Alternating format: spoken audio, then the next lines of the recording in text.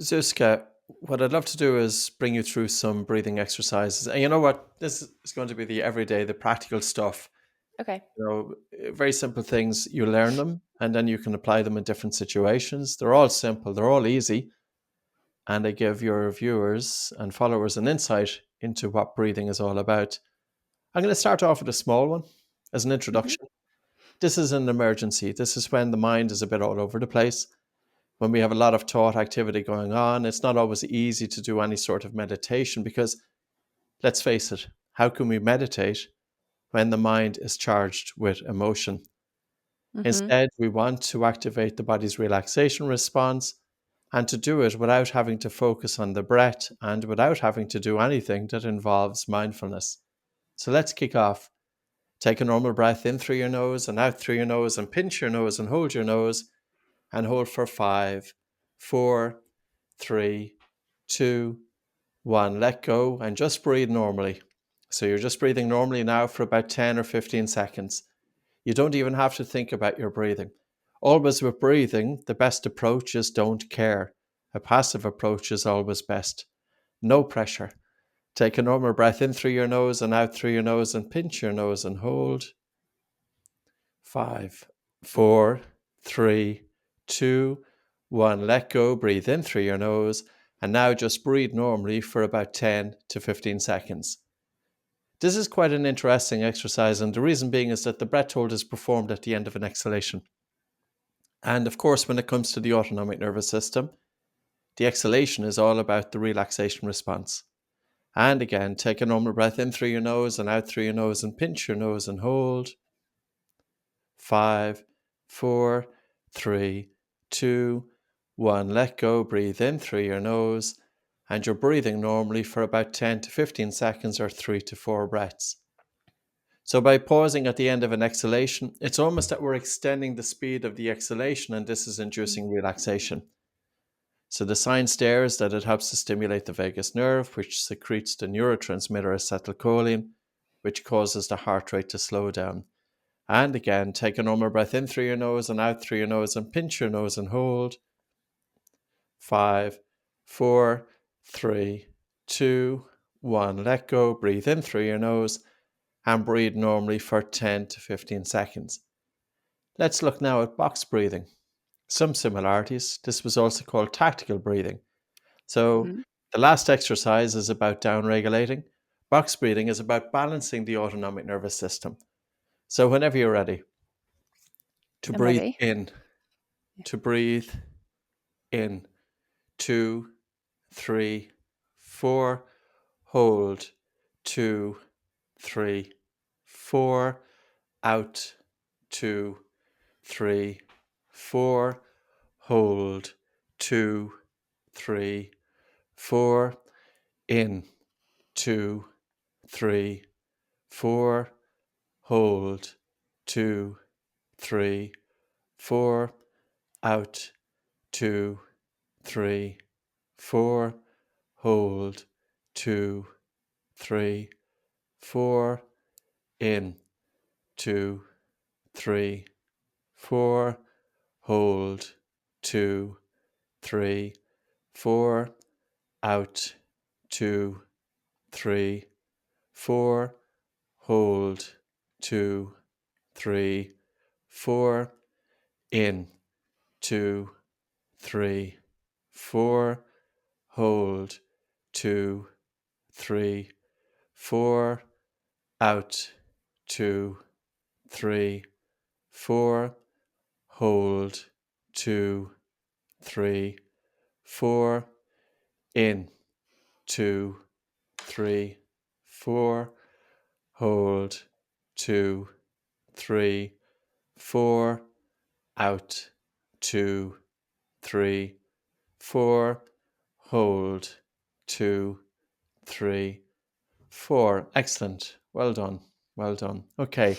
And how long do we have to put them into practice for? It really depends. So some people who come in and their minds are not in a good place, I would Mhm. have them practice the first exercise, small breath holds, for 10 minutes every hour. And other people would be practicing tactical breathing or box breathing, maybe before an event, in terms of You want to go into a situation feeling not too stressed, but you don't want to be too relaxed either. You just want to be right. So tactical breathing is about bringing balance.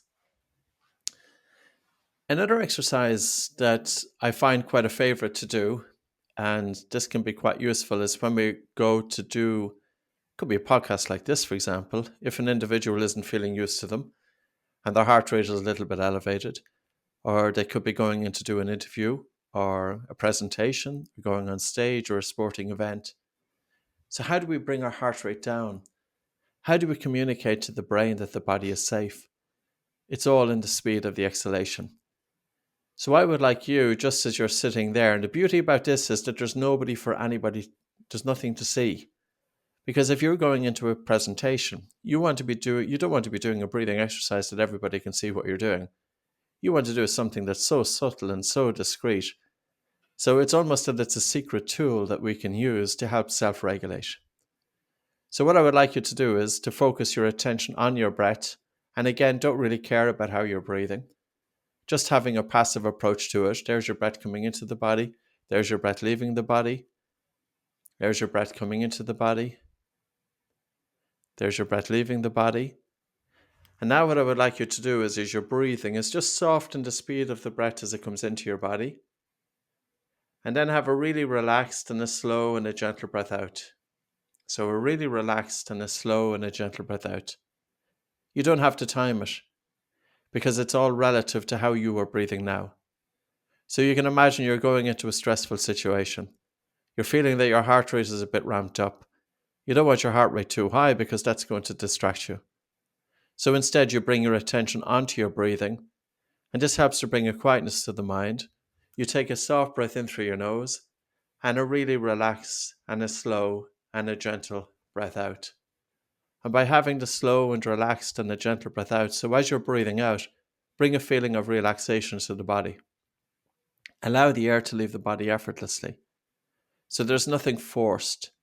It's almost that you're taking a soft breath in through your nose, and just at the top of that soft inhalation, you bring a total feeling of relaxation to the body, and the air leaves the body effortlessly. And by doing that, you're telling the brain that the body is safe, and the brain then will signal calm to the body. And it's not that we want to go into the situation feeling too calm, it's just that we don't want to go into a situation feeling too ramped up. So this is helping to bring us from being too ramped up towards normal.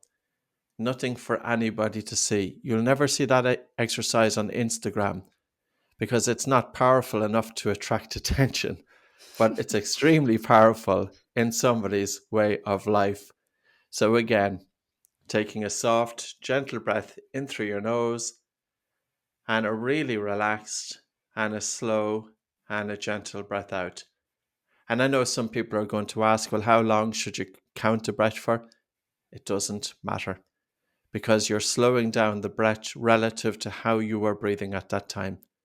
So if you have somebody who's breathing quite fast, there's no point in giving them a 4-second inhale and a 6-second exhale, because of course that's going to be too much, slowing down the respiratory rate to 6 breaths per minute. So it's always relative. Okay. So that's one of my favorite breathing exercises. And that's going to be a challenge for anybody going into a situation. How can you convey to your brain that you are safe? And that's a powerful one to self-regulate. Okay. Are we ready for some more? Yes. Yes. Good stuff. So now what we're going to do is we're going to go on to breathe light. Like very often in the breathing world, the information that we hear is take full breaths, take big breaths, breathe more air. But how about doing the opposite? How about breathing less air? How about softening and slowing down the speed of our breathing to the point that we are taking less air into our body? And as we do that, the gas carbon dioxide increases just a little in our lungs and blood.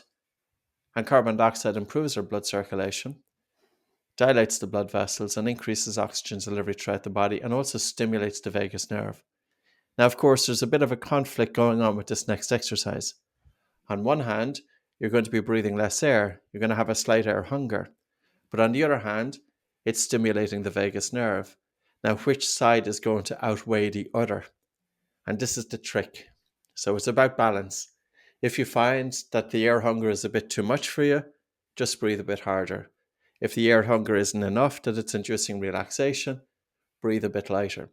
So for this exercise, just to bring attention to your breathing, you could have one hand on your chest and one hand just above your navel. And tune in on your breathing pattern. I always think it's a great thing anyway, because, when we have our attention on our breathing, we are taking our attention out of the mind, and it gives the mind a rest, because a lot of stuff that goes on in the mind is not always helpful. There's a lot of activity going on in the human mind. So it's helpful to bring a gap between the thoughts. And once we have our attention on our breathing, well, then we're not going to be thinking. Now, at first, people, when they start focusing their attention to their breath, they may be thinking about their breath. So with this exercise, Zuzka, it's a very passive approach. Don't care what happens. You're just bringing your attention to your breathing. This is not about getting it perfect. So all of the perfectionist tendencies or perfectionist people out there, don't worry about getting this one perfect, because there's a bit of a conflict. You're reducing your breathing volume. It's generating air hunger. And at the same time, our objective is to do it with relaxation. So I used to always say to my clients, how can you be relaxed and suffocated at the same time? Now, of course, the word suffocation doesn't go down too well. So let's talk about air hunger instead. You have one hand on your chest, you have one hand just above your navel. You could apply a little bit of pressure with your hands against your chest and the area around your tummy. You're bringing your attention onto your breath. You can close your eyes as well. You're bringing your attention inwards. And as you're inhaling, instead of taking 100% of the breath in, take in about 70% of the breath in. So in about 70%, and that's looking good. And then as you're exhaling, bring a total feeling of relaxation to the body.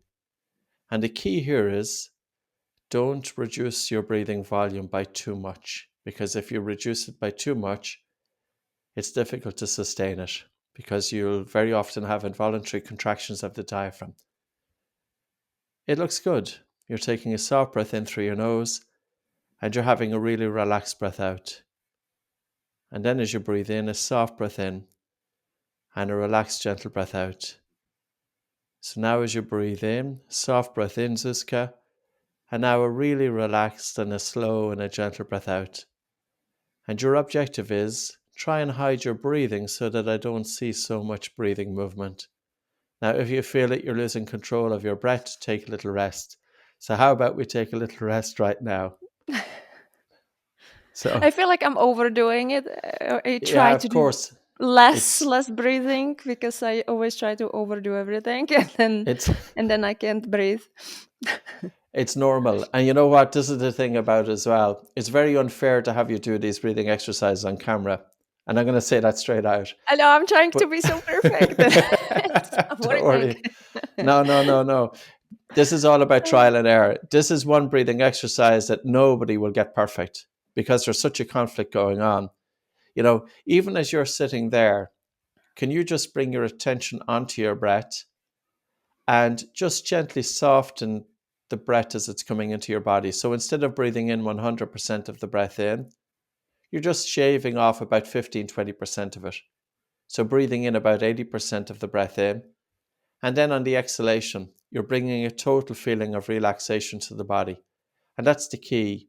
It's always looking to do the breathe light exercise with a feeling of relaxation, but bearing in mind that air hunger is anything but relaxing. However, it does get easier in time. Let's do this for a minute, and I'm going to be curious to see how your body responds. So even though this is interesting, because you'll have some degree of pressure because you want to get it right, so don't care about that one. The camera's on you. That's even more pressure, so don't care about that one either. And you're just looking to gently soften and slow down your breathing. And let's look at see how the body is responding to it. So you're taking a soft breath in through your nose and a relaxed and slow, gentle breath out. And I'm not going to pay any attention to your breathing either. I'm just going to give you the instruction and for you to interpret it. So you're taking a soft, gentle breath in through your nose and a relaxed and a slow and a gentle breath out. So as you do that exercise, can you gently soften and slow down your breathing just to convey to the brain that you're safe? But we also need to have that slight feeling of air hunger. And to continue with that, it's a soft, gentle breath in through your nose, and it's a relaxed and a slow and a gentle breath out. And the more you can bring a feeling of relaxation throughout the body, your body will respond to that. So you want to have a feeling of air hunger that's not too much, not too little, but just right. So it's almost that you're softening and slowing down the speed of your breathing to the point that you're breathing less air into your body, but not going as far that it causes involuntary contractions of the diaphragm. So anytime that you feel that your breathing has gone a little bit jerky, or if you're interfering or trying to manipulate your breathing a little bit too much, just to take a rest. Take a rest from it there. Take a rest.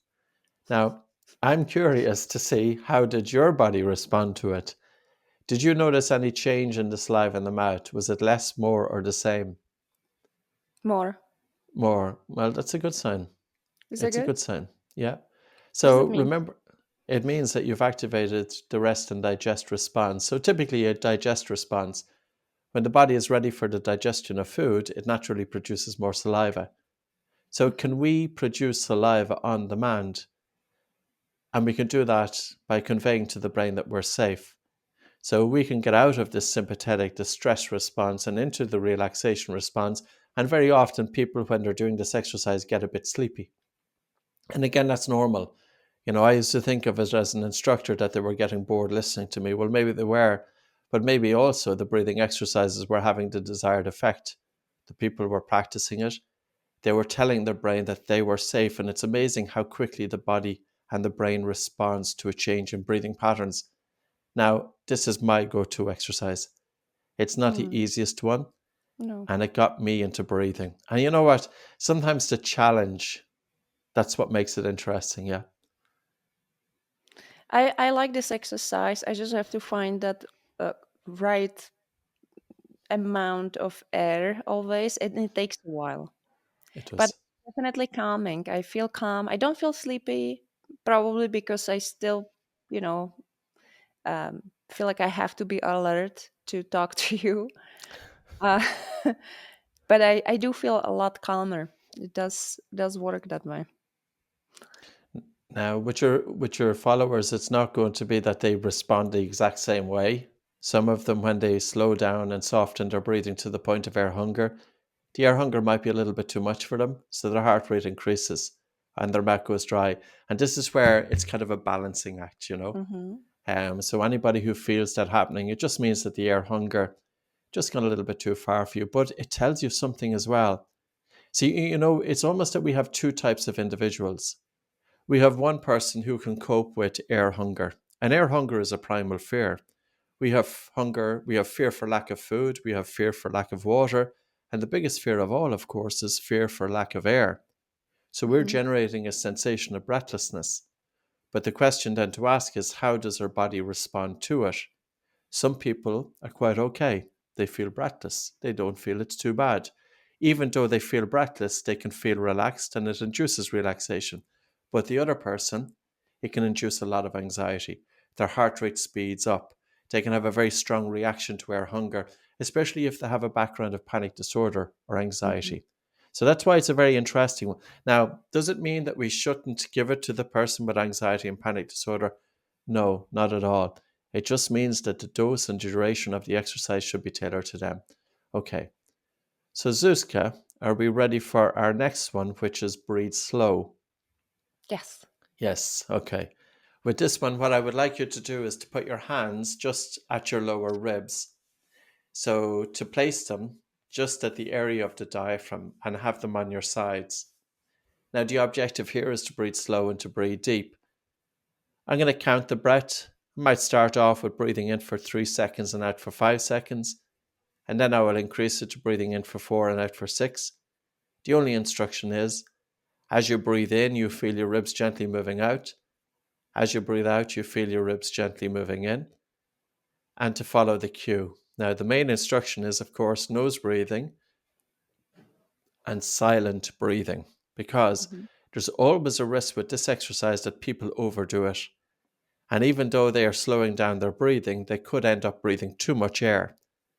So we don't want that to happen. We want to slow down our breathing, but to maintain normal breathing volume. Mm-hmm. So let's go. We're going to go in for 3 and out for 5, which is a respiratory rate of about 7.5 breaths per minute. So as you're breathing in, you're feeling your ribs moving out. That's it. And as you breathe out, your ribs are moving gently in. And now to breathe in, 2, 3, out, 2, 3, 4, 5, in, 2, 3, out, 2, 3, 4, 5, in, 2, 3, out, 2, 3, 4, 5, in, 2, 3, out, 2, 3, 4, 5, in, 2, 3, out, 2, 3, 4, 5, in, 2, 3, out, 2, 3, 4, 5, in, 2, 3, out, 2, 3, 4, 5, in, 2, 3, out, 2, 3, 4, 5, 2, 3, out, 2, 3, 4, 5, in, 2, 3, out, 2, 3, 4, 5, in for 4, Zuzka, in, 2, 3, 4, out, 2, 3, 4, 5, 6, in, 2, 3, 4, out, 2, 3, 4, 5, 6, in, 2, 3, 4, out, 2, 3, 4, 5, 6, in, 2, 3, 4, out, 2, 3, 4, 5, 6, in, 2, 3, 4, out, 2, 3, 4, 5, 6, in, 2, 3, 4, out, 2, 3, 4, 5, 6. Excellent. Well done. Okay. Slow breathing gets a lot of attention. What people fail to consider, though, is tidal volume. So they may be breathing slower, they're reducing the respiratory rate, but they end up taking these fuller breaths. That's causing overbreathing. And overbreathing, in turn, is getting rid of too much carbon dioxide from the body through the lungs, hence reducing it in the blood, and in turn reducing blood oxygenation. Well, it's reducing oxygen delivery throughout the body. So, slow breathing but normal breathing is key.